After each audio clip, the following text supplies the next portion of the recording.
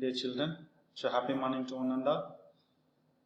So the lesson we are discussing, that is matter around us, pure.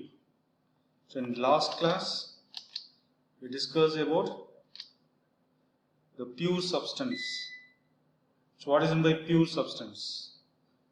All constituent particles are same. That means we can tell it as pure substance. So pure substance can be classified into two major types. One is elements and another one is compounds. And next we are going to discuss, that is mixtures. So mixtures is also known as impure substance. So these mixtures can be classified into two major types. One is homogeneous mixture and another one is heterogeneous mixtures. So homogeneous mixtures means it contains uniform composition. It will have only one phase. Heterogeneous mixture means it's non-uniform composition. It contains two or more different phases are there. So example for homogeneous mixture, we can tell it as sugar in water. If we mix the sugar in water, so we can saw only the single phase. For heterogeneous mixture, the example we can take it as sand with water. So in that we can see the two different phases are there. The sand particles is also we can see, and the water particles is also we can see. And now we are going to discuss about the colloids, solution and suspension. So what is the term colloids means, and what is the term solution, and what is the term suspension? So these are the topics today we are going to discuss. First,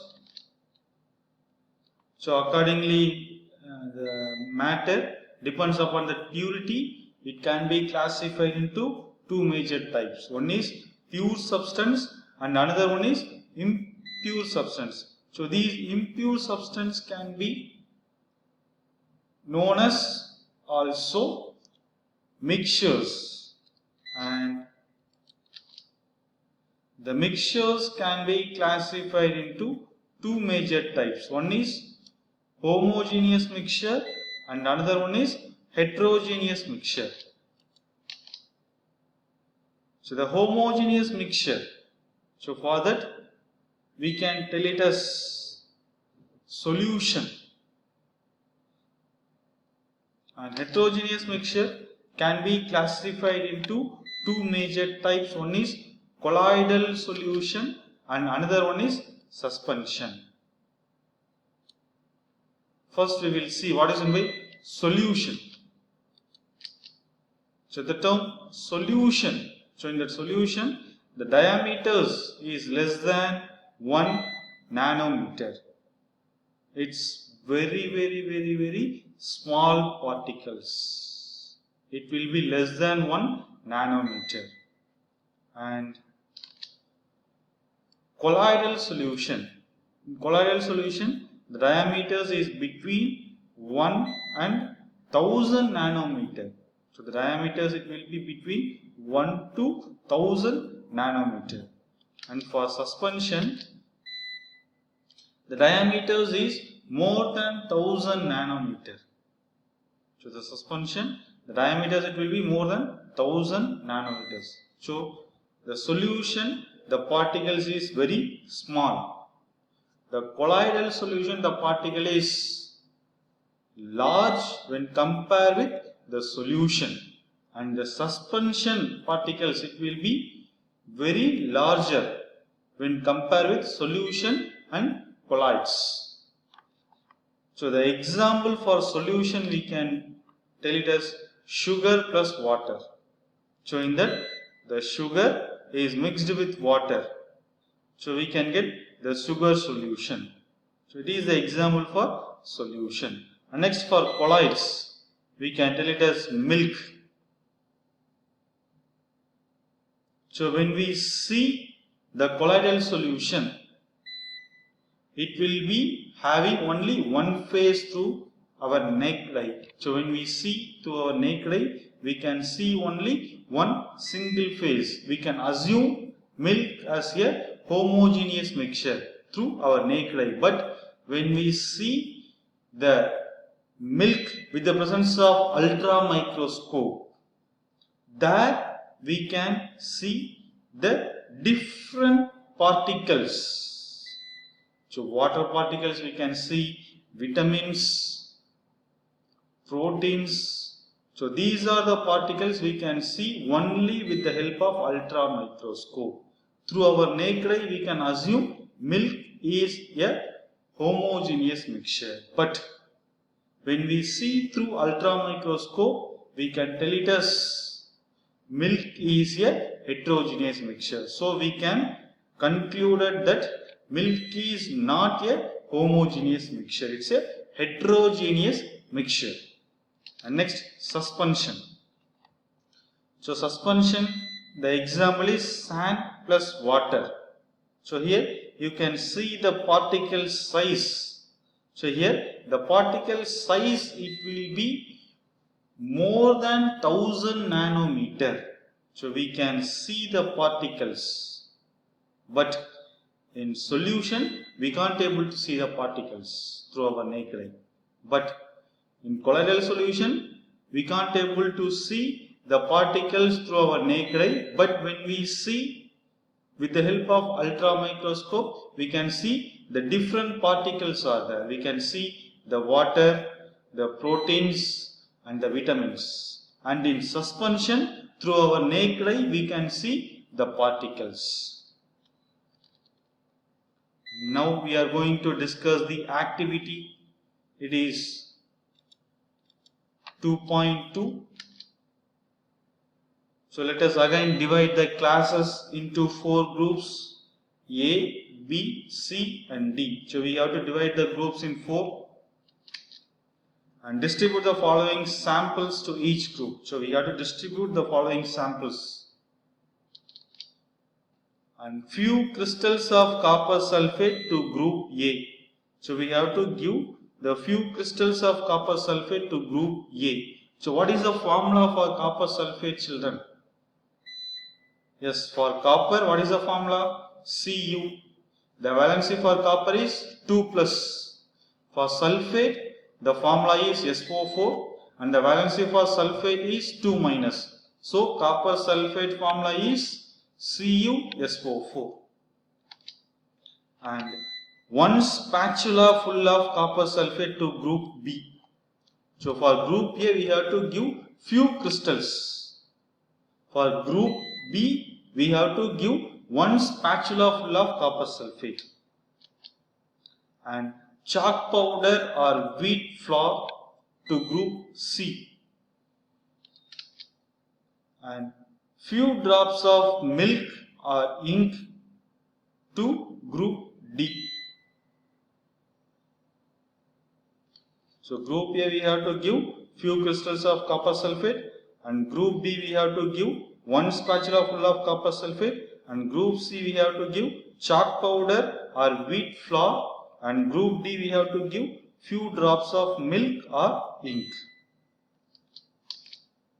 And each group should add the given sample in water and stir properly using a glass rod.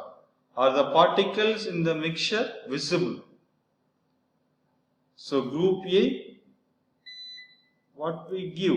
So we give few crystals of copper sulfate. So they have to mix it with water. And group B, what we give? So we give 1 spatula of copper sulfate. That 1 spatula of copper sulfate is mixed with the water. And group C, chalk powder or wheat flour. So that particles should be mixed with water. And group D. So group D is milk or ink. So that particle is mixed with water. So with the constant stirring. So with that we can see the particles. Group A. So what's the given? Copper sulfate. So when we add copper sulfate in water, if we stir with the glass rod, We can see the particles there, children? No. The copper sulfate is completely dissolved in that water. So no particles can be seen in group A. In group B. In group B, 1 spatula of copper sulfate is mixed with water. So all the copper sulfate is dissolved in that water. So we can't able to see the particles. So group B also the particles are not seen. Group C. Group C, what we give? Yes, chalk powder. The chalk powder is mixed with water with constant stirring. So here we can see the particles. The particles is visible. And group D, what we give? Yes, milk. The milk or ink that is dissolved with water. So here also we can't be able to see the particles. So where we can see the particles? Yes, group C. Group C is chalk powder or wheat flour. And direct a beam of light through a torch through the beaker containing the mixture and observe from the front. Was the path of the beam of light visible? So first what we take? We take true solution. Yes, it is what? True solution is nothing but copper sulfate solution. It's completely visible, no. So we can't able to see the particles. So group A and group B is solution. So what is group C? Group C is a suspension. The large bulk particles are there now. And group D is colloidal solution. So when we pass the light with the copper sulfate solution, the path of the beam of the light is visible in copper sulfate solution. But in milk, when we pass the light, we can't able to see the beam. And also in suspension also, we can't able to see the beam of the light. And leave the mixtures undisturbed for a few minutes and set up the filtration apparatus in the meantime. Is the mixture stable or do the particles begin to settle after some time? So after mixing, we have to leave the particles for some more time. So on that, the first group A and group B. So what is that? Copper sulfate solution. It is completely dissolved in water. So no more particles will be there. So after few minutes also, there is no particles will be settled down in that group A and group B. But in group C is chalk powder. Chalk powder is added in water. So when we dissolve with the help of glass rod, so after few minutes, the chalk powder it will be settled down. So we can see the particles. And in group D, it is ink or milk. So that is added to water. So we have to dissolve it with the glass rod. So after some time, we can't able to see the particles. No particles are settled down in that bottom. So which particles is settled down in that bottom? Yes, group C. So group C is chalk powder. So filter the mixture. Is there any residue on the filter paper? So we have to filter the mixture. Copper sulfate solution we have to filter it. Chalk powder solution we have to filter it. And milk we have to filter with the help of filter paper. Okay children, see you on next.